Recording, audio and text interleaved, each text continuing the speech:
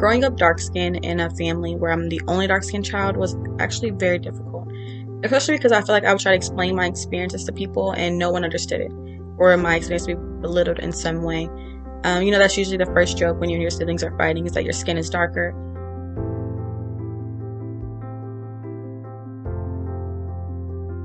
Colorism started during slavery, where light-skinned black slaves were often treated better and able to work in a house, while dark-skinned black slaves were forced to work in the hot sun in the fields. After slavery, light-skinned black people were still favored over dark-skinned black people with things like the paper bag test, where if you were the same color or lighter than a paper bag, you were able to get hired.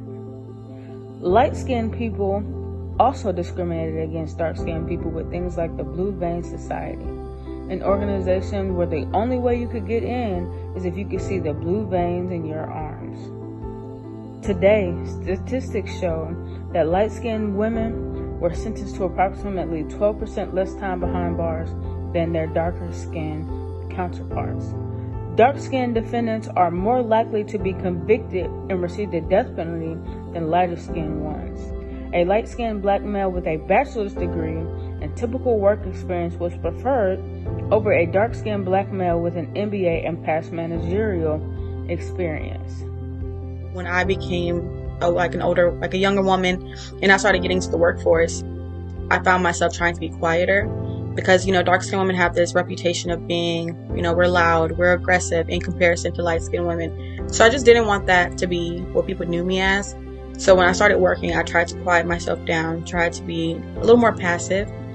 And I think I found myself being taken advantage of in the workforce. And when I would try to speak up for myself, it was always, well, Jada's being, she's being aggressive. And it's like, I'm just speaking up. But I feel that we don't really have the room to do that because people look at us a certain way already. So we're already intimidating, even without doing something that's actually intimidating. When I was younger, I also didn't take pictures standing next to my mom because she's a lighter skinned woman. And everyone would always point out the fact that I look different. So I would ask to always stand next to my dad because he's darker.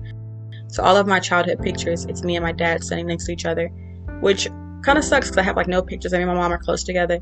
And then I would also listen to the men in my family say things like they would never date a dark-skinned woman, or they don't find dark-skinned women attractive. So when you hear that from the men that you value growing up, it kind of makes you question whether or not, guys outside of this feel the same way, or if they even find you attractive. Statistics show 55% of light-skinned women are married compared to 23% of dark-skinned women. How do you say was never said? Beautiful black woman, I bet that bitch look better red. Colorism amplified by the media has made skin bleaching a billion-dollar industry. Statistics compiled by the World Health Organization show that 40% of African women bleach their skin. I sat down with Zainab, an African in America, who shared her story with me dealing with colorism growing up. Growing up as a dark-skinned person in an African community was challenging. Growing up, I would hear things that dark-skinned women are synonym of bad luck, and light-skinned women are synonym of luck, which actually translate in a lot of women in Africa bleaching themselves to the point where they damage their skin and they have cancers. In my family, my younger sister is lighter than me, so she will get more attention, more love, more gifts. When we were younger, my mom would tell her, you have to take showers, you have to take care of your skin, otherwise you're just going to be dark like Zainab and nobody's going to love you.